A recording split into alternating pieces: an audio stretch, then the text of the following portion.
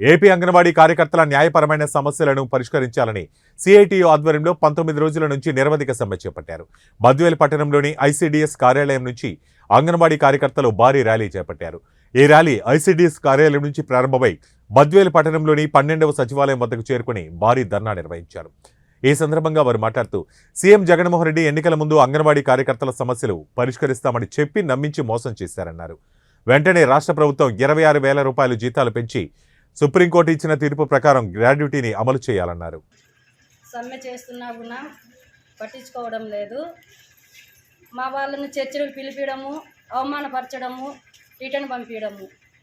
ఏమని అడిగితే 15 రోజుల తర్వాత చెప్తామనడము. ఇదేమైనా న్యాయమా? ఏం 15 రోజుల తర్వాత చెప్పను? గత 4.5 సంవత్సరం నుంచి ఏమైనా నిద్రపోతున్నాడా మీ సీఎం గారు ఏమన్నా అని మేము అడుగుతున్నాము. ఆయన 4.5 సంవత్సరం నిద్రపోతూనే ఉంటాడా?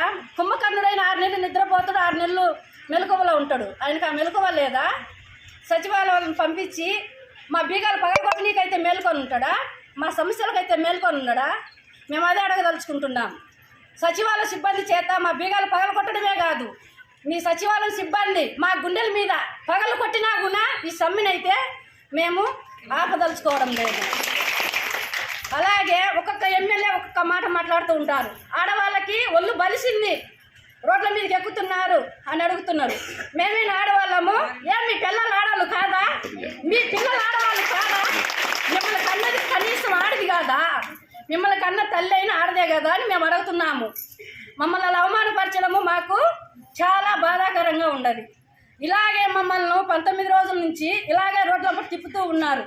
ఇలాగే మమ్మల్ని చర్చలకు పిలిచి అవమానం చేసి వెనక్కి పిలుస్తూ ఉంటే మీ తాడేపల్లె ప్యాలెస్కైనా వచ్చి, మీ అందాల మేడకైనా వచ్చి మీరు సింహాసనం మీద ఎక్కి కూర్చున్నా కూడా మేము నిద్ర లేపడానికి మా రాష్ట్ర ప్రభుత్వం అంగన్వాడీ వాళ్ళని సిద్ధంగా ఉండామని మేము చెప్పుకుంటున్నాము.